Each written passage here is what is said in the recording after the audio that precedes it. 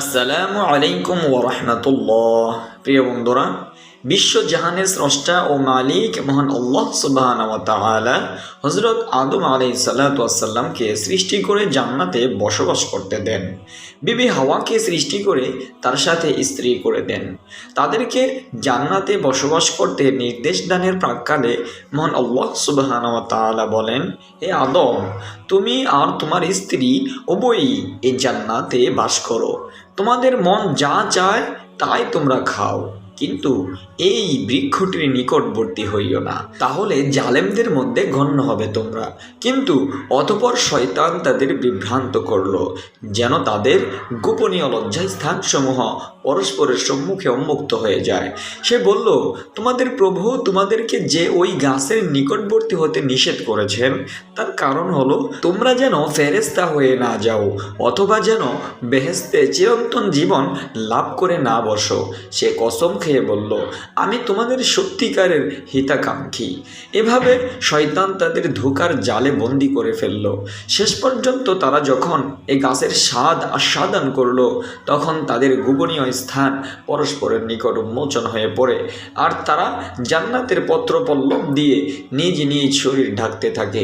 এ সময় তাদের রব তাদেরকে ডেকে বলেন, আমি কি এই গাছের নিকট যেতে তোমাদের নিষেধ করিনি আর বলিনি যে শয়তান তোমাদের প্রকাশ্য দুশ্মন? হযরত আদম আলাইহিস সালাতু ওয়াস সালাম ও হাওয়া অপরাধী মন আল্লাহর ভয়ে কেঁপে উঠল। সাথে সাথে তারা আল্লাহর নির্দেশ লঙ্ঘন করার মতো এই আত্মজুলুমের মাফি চাইলেন। দয়াময় মহান আল্লাহ সুবহানাহু ওয়া তাআলার দরবারে বিনয়াবনত হয়ে কাতর কণ্ঠে কেঁদে কেঁদে বললেন, রব্বানা যালামনা আনফুসানা ওয়া ইল্লাম তাগফির লানা ওয়া তারহামনা লানাকুনান্না মিনাল খাসিরিন। এই দোয়াটি মহান আল্লাহ সুবহানাহু ওয়া তাআলার কাছে বিবি হাওয়া ও হযরত আদম আলাইহিস সালাতু ওয়াস সালাম করেছিলেন। এর অর্থ হচ্ছে, হে পরওয়ারদিগার, আমরা নিজেরাই নিজেদের উপর জুলুম করেছি।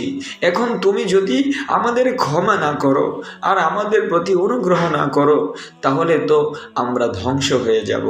সূরাতুল আরাফের 23 নম্বর এই আয়াতটি আল্লাহ সুবহানাহু ওয়া তাআলার কাছে আদম আলাইহিস সালাতু ওয়াস সালাম ও বিবি হাওয়া আলাইহিস সালাতু ওয়াস সালাম তাদের মাফি চেয়ে, তাদের কর্মের গুণ তারা বুঝতে পেরে মহান আল্লাহ সুবহানাহু ওয়া তাআলার কাছে এই দোয়াটি করেছে। প্রিয় বন্ধুরা, সেই দোয়াটি আজও পর্যন্ত কিন্তু আমরা নামাজ শেষে করে থাকি। আমি আপনাদেরকে আজকে বলে গেলাম, এই দোয়াটি আপনিও করবেন ইনশাআল্লাহ। আপনার যত ভুল ভ্রান্তি রয়েছে, আপনি যত গুনাহ করেছেন, সব গুনাহ আল্লাহ রাব্বুল আলামিন এই দোয়ার মাধ্যমে ক্ষমা করে দিবেন, সেই আশা রাখি ইনশাআল্লাহ। সকলেই ভালো থাকবেন, সুস্থ থাকবেন এবং বেশি বেশি দোয়া করবেন। আসসালামু আলাইকুম ওয়া রাহমাতুল্লাহি ওয়া বারাকাতুহু।